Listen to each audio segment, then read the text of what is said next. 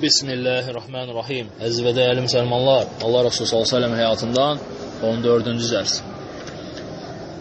Peyğəmbər s.ə.v Mədinəyə çatdıqdan sonra Rəbiül Əvvəl ayının 12-si, birinci günü Əbu Bakr radiyallahu anh ilə Mədinəyə çatdıqdan sonra Peyğəmbər s.ə.v Mədinə yaxınlığında Qubada, yəni Quba məscidində, həmin o indiki Quba məscidinin yaxınlığında Amir ibn Avf oğullarının yanında Peyğəmbər s.ə.v qonaq qalır.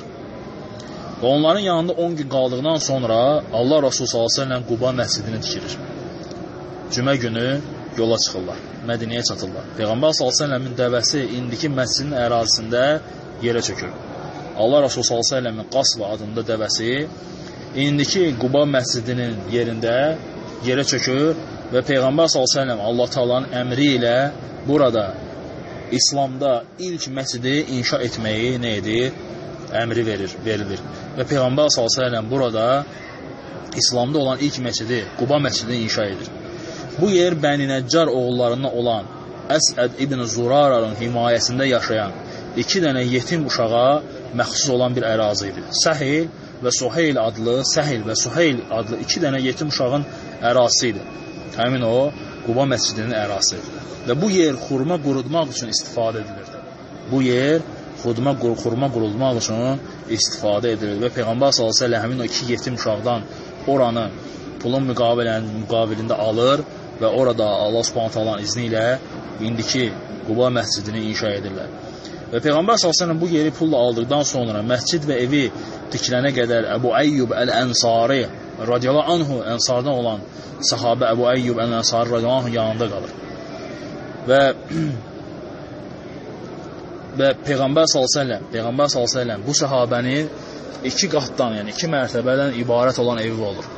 Və Peyğəmbər s.ə.və ikinci qatda yerləşməyi, ikinci mərtəbədə yerləşməyi sahabə ona tövsiyə edir. Lakin Peyğəmbər s.ə.v söyləyir ki, mən qonaqlarla daha çox ünsiyyətdə oluram və daha çox insan qarşıladığım üçün mənə rahat olar ki, elə birinci qatda, birinci mərtəbədə olur. Allah Rasulü s.ə.v Mədinəyə hicrət etmək xəbəri Həbəşistana gəlib çatdıqda, bilirsiniz ki, artıq Osman radiyallahu anh, onun zövcəsi, yəni Peyğəmbər s.ə.v qızı Ruqiyyə, onlar hamısı Həbəşistanda idilər və başqa sahabələr. Və Peyğəmbər s.ə.v-in Mədinəyə hicrət etmək xəbəri gəlib çatdıqda 35 nəfər oradan çıxaraq hicrət edirlər və gəlirlər Peyğəmbər s.ə.v-in yanına. Və bundan sonra Allah Rasulü s.ə.v-in Mədinədə olan dövrü, yəni İslamın Mədinədə olan dövrü başlayır və bilirsiniz ki, bu dövrdə artıq əhkamlar enməyə başlayır və Peyğəmbər s.ə.və namazın əmr olunması 5 dəfə, həmçinin orucun əmr olunması, həmçinin zəkatın əmr olunması, həccin əmr olunması, həmçinin döyüşün əmr olunması və Peyğəmbər s.ə.v artıq müşriklərlə döyüşməyə əmrlər gəlmişdir və Peyğəmbər s.ə.v bu əhkamları, əmrləri yerinə yetirməyə başlayır. Bütün bunlar da artıq Mədinə dövründə baş vermişdir. Və Mədinə dövründə tarixdə, yəni İslamın tarixində böyük bir hadisələrdən olan Hudeybiyyə sülhü də baş vermişdir və bu Hudeybiyyə sülhü hicrətin 6-cı, 7-ci ilində 628-ci ildə Zülqada ayında baş vermişdir.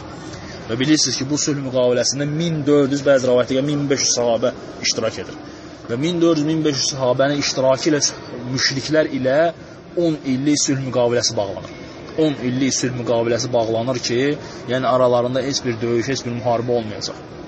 Lakin bu sülh müqaviləsi heç 1 ildən çox çəkmir. Yəni 1 ildən çox çəkmir və bu sülh müqaviləsi pozulur.